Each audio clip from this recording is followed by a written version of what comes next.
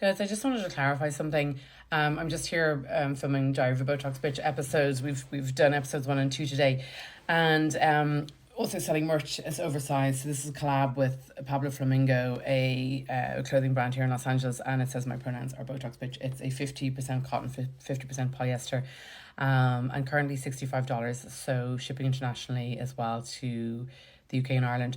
And I just wanted to say, I'm sorry, because in episode 1 of Diary of a Botox Bitch podcast, and forgive me because my source was, so basically, here's what happened.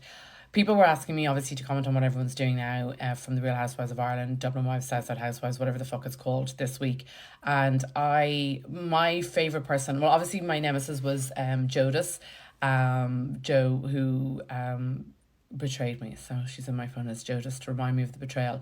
And what she did to me was so terrible. I mean, it was just so awful. I can't even remember anymore, but I know it was really bad. But my real nemesis was a lady called Virginia McCary. And she was, so the British tabloids and the Irish tabloids dubbed me Dr. Botox. And I also hosted a show called 50 Plastic Surgery Shockers, which is like the UK version of Botched, or as I like to call it, 50 Fucked Up Faces. But my real nemesis was a girl called Virginia McCary, and the tabloids dubbed her like heiress to an Irish burger joint, like, you know, Irish Denny's or Irish IHOP or whatever.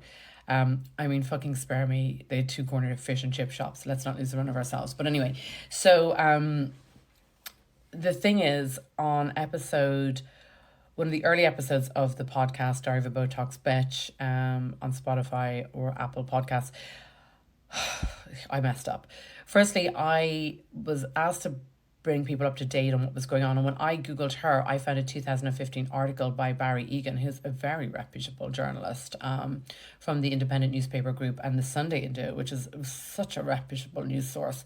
And in the article, it said that, I mean, I'll just read it for you. It just said that it says the Norwegian is in Marbella, which, let's be honest, sunny place for shady people, but whatever, is in Marbella, and claims that things are a lot more complicated than they seem. I mean, you have that here in Beverly Hills all the time. People are like, oh, the FBI are after me for 80 million. It was a misunderstanding. So, you know, misunderstandings happen. So I didn't get myself fully up to date. So in one of the early episodes, and again, we're talking mostly about Maurizio and Kyle and Vanderpump Rules here, and what the gossip here on the ground in Beverly Hills is. And we're talking Botox and the fact that I have bruises on my face from filler. So it's really just a small portion of the podcast. But just for anyone who watched it, I messed up. I said in 2015 that it was all nothing, and I thought there was a happy ending. I'm sorry. Thank you also to Susan and Ballinasloe, who sent me the details and the links to the tabloid newspapers. Jesus bless us and save us. Anyway, won't say too much. Everything is basically on the podcast mostly. But what I would say is, I do apologize for not having the information being up to date, because it turns out, and I'm going to don't shoot the messenger. I am just going to read what it says here. I'm not getting involved in any of this now at all, because you know me, I'm not one to stick my nose into things now and be causing trouble. That is not on brand for me. So again, my apologies. Earlier on, I quoted 2015, and I thought that was the end of the whole thing. I thought it was a misunderstanding and everybody lived happily ever after. Anyway, I've just been sent all of these things. Would you believe it? Jesus.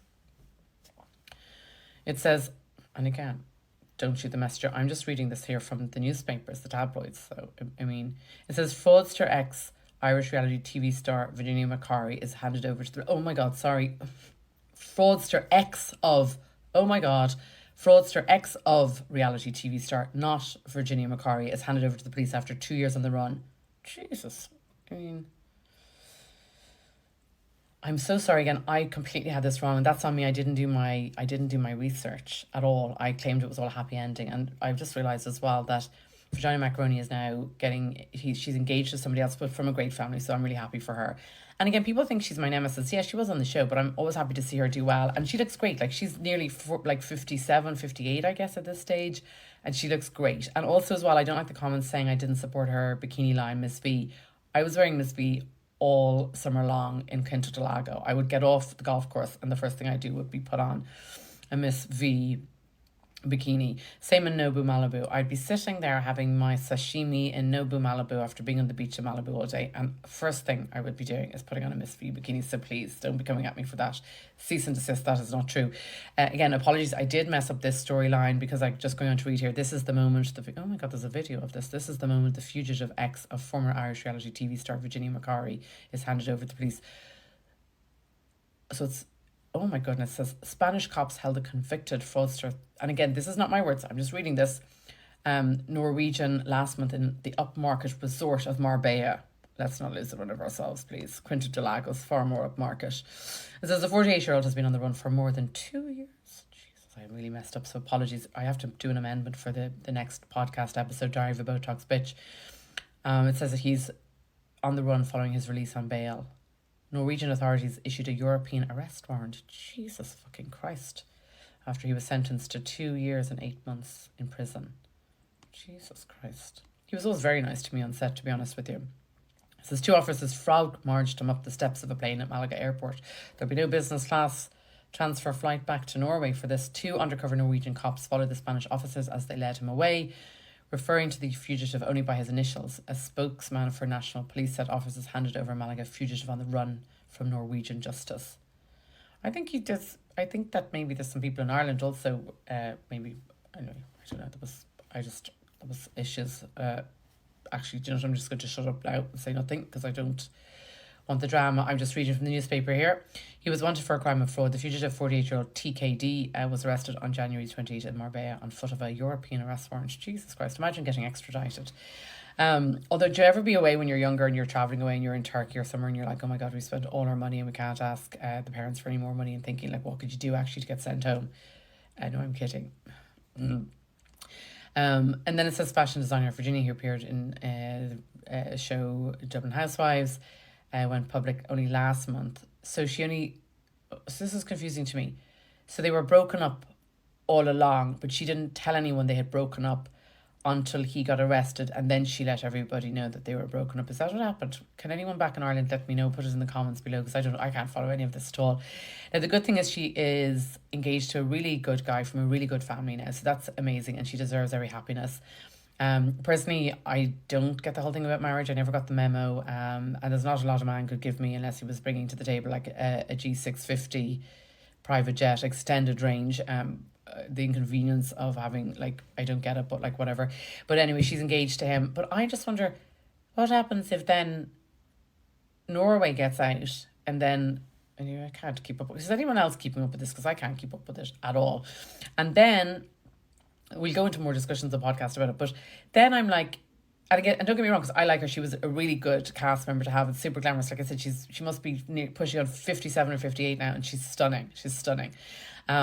And she was a good nemesis to have. She was kind of fun. But again, the producers cause all the trouble.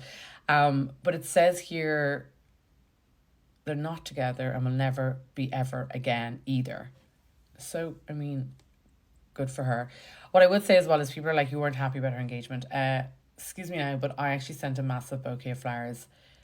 I mean, do I know if she got it? No, because I just sent it to her last in address. And as it says here, there was like on the run. So, I mean, all I can do is send it.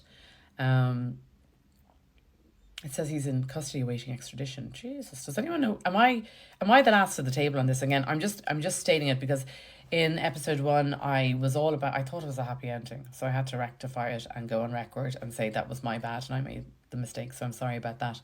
Diary of a Botox Bitch podcast is dropping on Spotify, Apple, and all the usual spots, and slight delay because some Egypt got her lips done and had a massive bruise, and at this point in time I'm like, actually it doesn't even matter if I have a bruise, I'll just do a little touch up here, and I am going to finish up now. We've recorded 2 episodes of the podcast Diary of a Botox Bitch, and I actually have to be on stage in about an hour in the Valley and doing stand-up comedy. So peace out, and let me know in the comments if anyone can keep up with this, because I can't. And I'll tell you, this would be a great reality TV show if we had Norway getting out.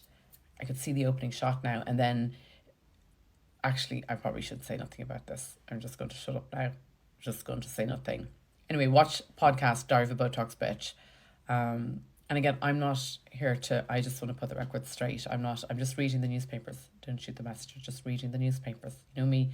Someone goes, you're a reality TV gun for hire. No. I don't cause trouble. Mm-mm.